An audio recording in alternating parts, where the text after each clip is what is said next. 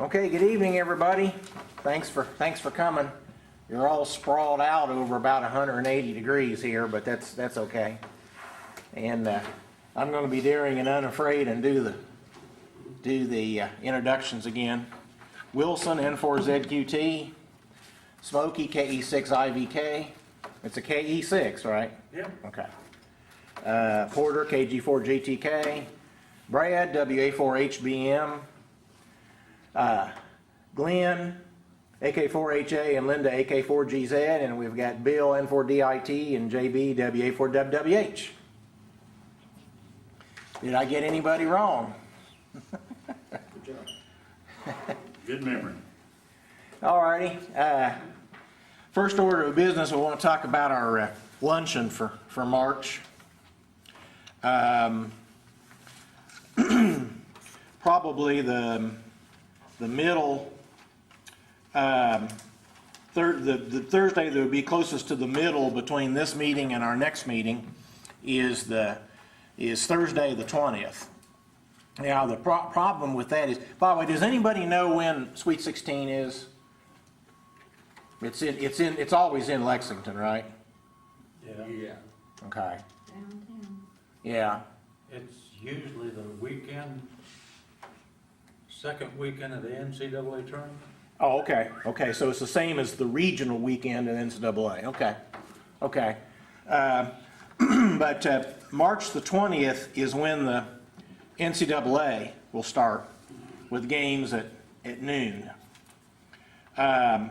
It won't be here, but you know, if people are wanting to see their team or something, what we could do is if, you know, Kentucky or somebody, you know, if somebody says, well, my team's going to be on at noon, I can't make the luncheon, then we might reschedule. But now, how is the 20th otherwise? Does anybody have any conflicts? Glenn can only have liquids.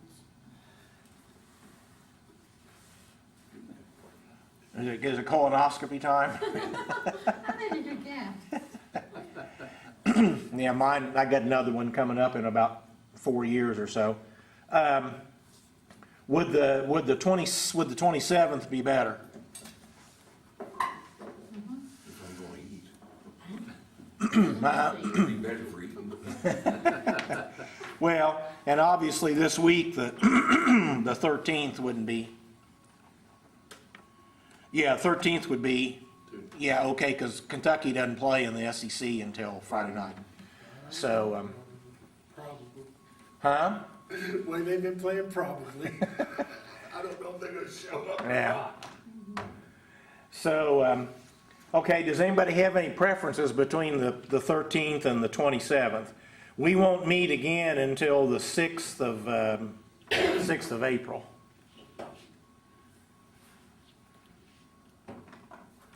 Well, let's just try the 27th then.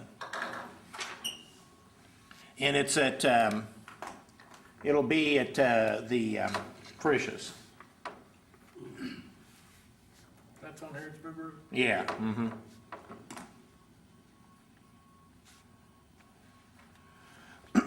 Okay, last call is 27th. Okay for everybody that wants to make it.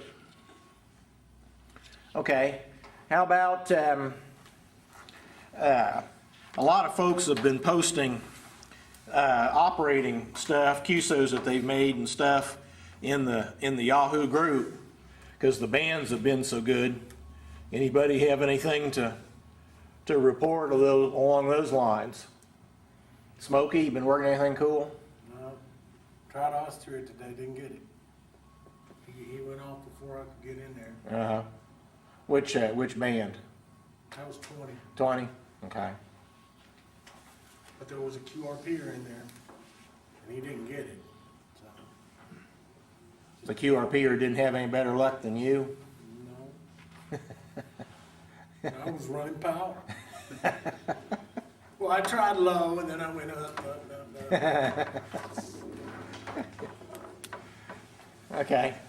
Anybody else with operating stuff going on? Huh? We've been at the hospital. Glenn's mom is in the hospital, Select Hospital. She fell and Or she was at St. Joe, and then they moved her to a select at Good Sam's. 2 weeks. Okay. Is she improving? Oh, yeah. And she fractured her pelvis, Hmm. and then she has a bad wound that's not healing. Yeah. Well, she does well. Okay, how about kits? Anybody, kits or home brewing? Brad, any progress with the tube? No, sir, I haven't done any work with that since the last time we talked. I've had other things on my mind, like taking pictures that we talked about. Mm-hmm. Okay.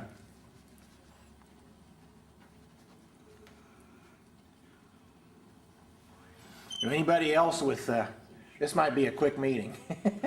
Anybody else with kits, or has anybody heard about any new kits that you're thinking about getting, or anything? I bookmarked a slew of them, sitting up there at the hospital, you know, and I don't remember when any of them are, but I could, I could copy those bookmarks off and send them to anybody that wanted. Yeah, I like put them in the Yahoo group or something. Yeah, I don't keep that close a tab on it, but there's a lot of stuff that comes out. Well, I found some in Europe, and the freight wasn't all that bad on it. It was $8 or $9 to get it over here. And Yeah. I hadn't looked there before, and so I just got started, got one link leading to another, I just bookmarked a whole bunch of them. I mean, a bunch. Yeah, well that's fine. There's also there should be a links area in the KY-QRP group. Yeah. You can stick them in there. In fact, there might be a folder for kit manufacturers. Yeah, it's amazing the shipping sometimes from Hong Kong. It's $1.50, $2. It's like, how can they do that for an item that's like a couple bucks? Right. When I bought my the connectors that I needed for my solar stuff to connect to my solar panel, there was somebody in Hong Kong selling a set of connectors for $2 with $2 shipping. It's like, I mean, I don't know how you can get it to me and make any money at all. Because you're shipping something else and they're putting it on the load. I don't know. I mean, it came individually, and it was well wrapped and packaged too. I mean, it took a while to get here, but it was probably less than 2 weeks. So, pretty. That's no problem for a QRPer. Yeah, the government subsidies or something going on there. I'm not real sure. So, okay. How about now? I realize we're just now coming out of winter, but how about antenna projects? Anybody bought new antennas? Working on antennas? Constructing new antennas? Got some left over from last year, I gotta finish. Yeah. You've got a pretty good pipeline of projects then. huh? Yeah, I do. I enjoy them all, too. Well, tomorrow's supposed to be even warmer than today, so Yeah, look out for Wednesday and Thursday. yeah. Yeah. Hush. And then I'll be at the same hospital, so. Oh, yeah. Well, maybe by the time that gets done, we'll get some pretty consistently decent weather. I get to read a lot, though. Yeah, sounds like it. Originally, you order a $3 cable, that you don't pay postage on it, it comes to China. I've seen that. I've seen that here, but it's like, yeah, the guy's still making some money on it. Yeah, it's So- IEEE 1284 inverter cable. Uh-huh. Took it 20-some days to get here. Yeah, but still, even at that, it's like, how can you? Go wrong. Yeah. Now, if you get it to work, it'll be all right. I bought some those Ryder perpetual troubleshooter manuals from a guy on eBay for like $24 for 4 of them. And he had, you know, and that a box of those things probably weighs 50 pounds, okay? And he had shipping of 12 or 13 bucks. And I said, well, okay, it'll go media mail. And that's probably about right, because media mail's pretty cheap. And he's not making any money on it, but he can probably ship it for pretty close to that. I sent the payment, and a day or two later, the doorbell rings, and it's FedEx. And he had shipped them FedEx. And I don't know, and I'm talking 40, 50 pounds worth of books. Unless FedEx has a reduced rate for media, I don't know how he could possibly have shipped those things. A lot of that stuff, with FedEx and UPS, they have a flat rate. I know I had to send something Yeah. back, and it cost them $4.95 to send it to me. It cost me $21 to send it. Send it back. Yeah, and this guy's and this guy is a big seller, so he's probably got a flat rate negotiated. FedEx has a book rate. Uh-huh. If it's media like that, Oh, okay. red media. Yeah, it's just books without advertising, so, you know, the postal service would do it. So it's probably about the same as what it would have cost him to ship it, except that I probably got it a lot quicker. We went to Cave City. Oh, yeah. And we bought a bunch of resistors, and I don't know what all else, what all did you get? I got one of everything they had. $60 worth of parts. So Uh-huh. Well, you know, anymore, you don't get that many parts for $60, but still. Who else went to that ham fest? Roger and Loretta, we went with them. Uh-huh. I think Bill went. Bill, Fuqua, yeah. And John, Class Saturday. Yeah, but it was the Saturday before. Cave City was the 1st of March. But that's the reason that he gave for not having his Yeah. regular Yeah, class. oh, okay, I thought you said he did have it, well, he had it this, Down yeah. there because it snowed. Well, we all got into a mess last year with that, right where the truck skid and, they have a big old cross there now with everybody's name. or Really? names on it. mm-hmm, it's beautiful. It's finished wood mm-hmm. and gold plated, or maybe, I don't know, it's gold looking, names on tags hanging below Wow. Mm-hmm. each side.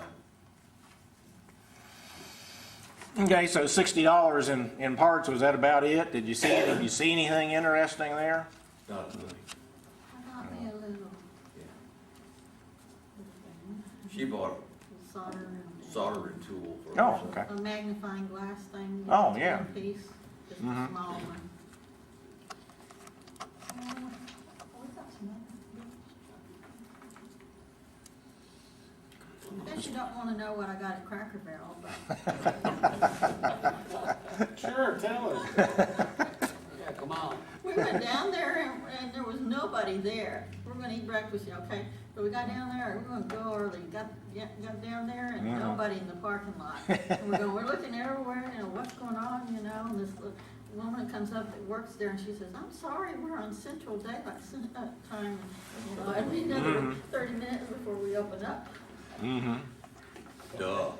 I think there were a bunch of Corvettes that were trying to make it over there. Oh, they're trying to go under there. They're trying to find that cave. Yeah, the new entrance to Mammoth Cave. Yeah, found the cave too. Well, yeah, I don't guess people go to Hamfest and stuff as early as they used to. As you know, I used to be told that, like, for an antique radio show or something, oh, you got to be there at 4 or 5 o'clock in the morning, and Get those deals. yeah, Kansas City won't open those doors till 8 o'clock. yeah, Wow. Just like everybody else. yeah. I- Which is fine by me because I'm not I got really too that old wild. to do that. Yeah, I'm getting, You don't need anything. yeah. Businesses, I got one of everything already, so. Go to Dayton, they won't let you until 9. Uh-huh. E-Town Ham Fest will be the first Saturday of April. Okay, so that's the next one in the immediate vicinity then, right? I've never been to that one either. I'm just, It's small, but they found a new location for it, and it has grown a little bit since then. Okay. It's a nice little hand fence. okay. Was Cave City pretty well attended, those of you that went? Yes. Okay, It started off slow, but. uh-huh, okay. I think Yeah, that one, It's so crowded in there, you can't hardly move. Especially wheelchairs. Pete was there. yeah, Oh, was he? yes, he was. The first ham fest of the season, and everybody's got cabin fever, and they want to go.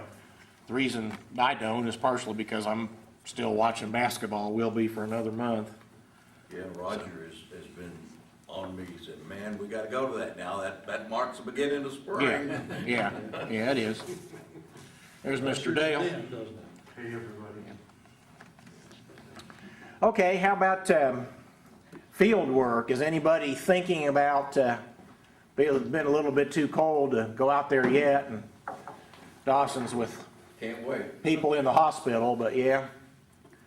Kind of what are you thinking about doing, just some Shiloh Park trips, or? Yeah, that's the only thing I can think of right now. Oh, we'll plan some other stuff, like horse park stuff over there a couple of times this year. Okay, I can't wait to go to the 4 days in May. We've never been, so Right. this will be a. okay, so you're lined up to go to that, okay. Anybody else going to 4 days in May? What's 4 days in May? It is a giant QRP conference right before the Dayton.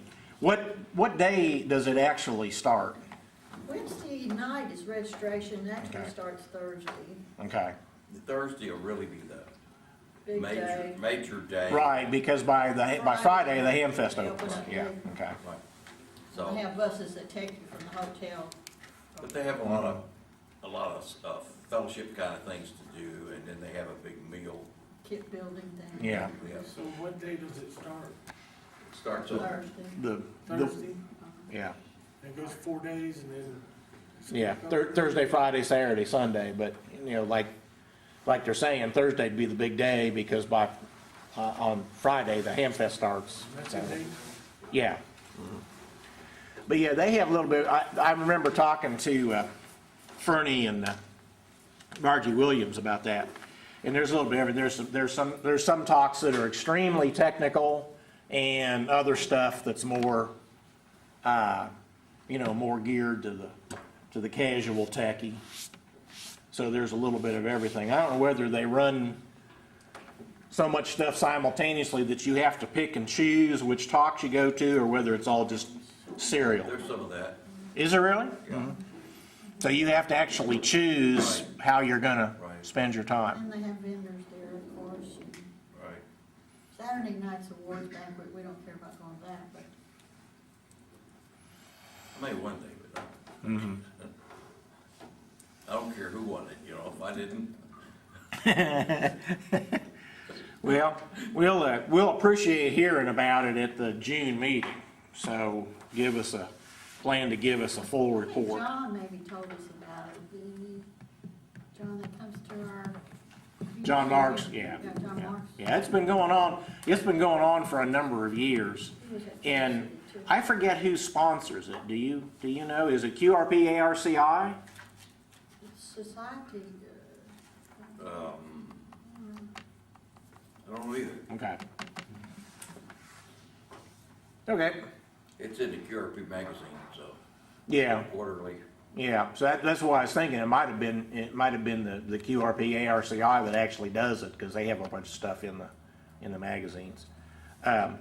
Bobby was looking for, I think, the fall. Do you know whether or not he found that he was looking for last fall's issue of the QRP Quarterly? Because I know I had it at one time, and I told him, I said, I must have brought it to this meeting and somebody took it. And so it might have been Roger that had it. So, but if anybody, He gets mine now. oh, okay. So I don't think he had it. Yeah, because I really don't have any desire to keep them. I got too much stuff that I'm keeping now as it is. So, okay, so you're a member? Okay. I think my number is 3990 or something. I haven't a clue what mine is. Yeah, you could do a search. I know at one time they have contests, probably still do, where you use that number as part of your exchange, and I haven't been in one in a long time. So, because I'm pretty big into the NAQCC sprints and stuff like that. Okay, anybody else with anything related to QRP? You and I were going to talk about what, QSLing or something like that? Yeah, how to use log resources. And Okay. that's something that I've become, I realize I need to do, but I have no idea how to go about doing it. Okay, well, I'll tell you what, let's do. If nobody has anything else, just for the remaining few minutes, I'll just kind of lecture a little bit about some of that kind of stuff. And then we can even walk out in the hall and continue the discussion if you've got anything. But for logging, you can either do it on paper or you can do it on computer. I did mine on paper up until probably about 3 years ago, because I got started doing it, because I started doing it before computers were invented, and so that was the way to do things. The advantage of doing it on computer is that you can upload that to various things, as well as your program. You can type a call sign, hey Joe, we talked 2 years ago, that kind of thing. So that's logging. QSLing, a QSL is basically a confirmation that a contact occurred, okay? So if you and I talk, we might exchange QSLs. We can do that electronically, we can do that on paper, I can write you a letter, whatever. People collect paper cards and stuff just because it's a fun thing to do. But a lot of operating awards require QSLs, okay? All the major ones will. Now, there's also informal award programs where you just say, yeah, I worked this guy on this date, and it's accepted because it's assumed that you're basically honest. But for the major programs, which includes DX Century Club, Worked All States, as sponsored by the ARRL, QSLs are required. Okay, so back in the old days, that you would exchange a postcard with people with all the information. Okay, and you might, if it's a card that you wanted really bad, you would send the guy your card and send him return postage to send his card back to you and all that kind of stuff. Okay, the newest innovation is this logbook of the world thing.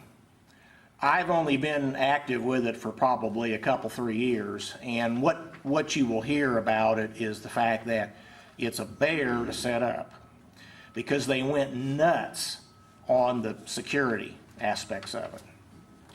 However, if you're interested, if you decide that you're interested in any award programs, such as the league awards, I strongly recommend that you get into it. If necessary, I'll come over to your house and help you set it up. I've done that for people. Because what happens is, what you have is a double-blind system. You take your log from your logging program, and you upload it to that. I upload my log, and assuming that your log and my log shows the same time and same date, boom, it's confirmed. The league accepts that as a confirmation. Okay? So instead of me spending 49 cents to send you a card, and you spend 49 cents to send me a card, or I send you a self-addressed stamped envelope, let's say particularly if you were a long ways away, it saves a ton of money. And the the usage of Logbook of the World is increasing. I mean, not everybody uses it, of course, but the usage of it is increasing. Where it really comes into play, especially, is foreign countries, because it costs serious money. Right now, I sent some cards out earlier in the year to stations in foreign countries that don't use Logbook of the World, and you've got to send them a minimum of $2 US for them to be able to buy postage to send a card to you. Plus, US postage to send that is probably about $1, $1.10, $1.20, something like that. So it gets real expensive real fast. Now there's also for exchange between you and foreign countries, for paper QSL cards, there's also something called the bureau system, which is a very slow system, but a very inexpensive system to use. You probably want to be involved in that, at least for cards coming to you. And I direct you to the ARRL website for that. There's an incoming bureau and an outgoing bureau. Incoming bureau, all you need to do is send some self-addressed stamped envelopes of the right size, I think 6x9, to your incoming bureau. There's 11 of them, 2 for Foreland. You and I would use the same one because we have a 2-letter prefix in front of a 4. And when cards come in, when they fill one of your envelopes, they drop it in the mail to you. Totally free to use. Outgoing bureau is, you pay like per card. It's really cheap. But all they do is, let's say you got a card going to a French ham, they'll put it in a pile for France. When that pile gets big enough, they mail all those cards to France, to the French incoming bureau. Somebody there sorts them to all the individual hams, okay? And then with luck, if your French station has put an envelope on file, then it goes in that person's envelope, and then eventually they mail it out. They get your card. Oh, Dale wants a card. Okay, I'll fill him out a card. That ham gathers his cards. He sends them to the French outgoing bureau. Okay, they sort it out. Got a big pile of cards going to the USA. Eventually, when it gets big enough, they ship it to the ARRL incoming bureau. They sort it into the different call areas, okay? And they make a shipment to the bureau that you and I use is in Sterling, Virginia, okay? Goes to that guy. Then there's all these different sorters. There's a sorter for an A suffix. There's a sorter for the V suffix.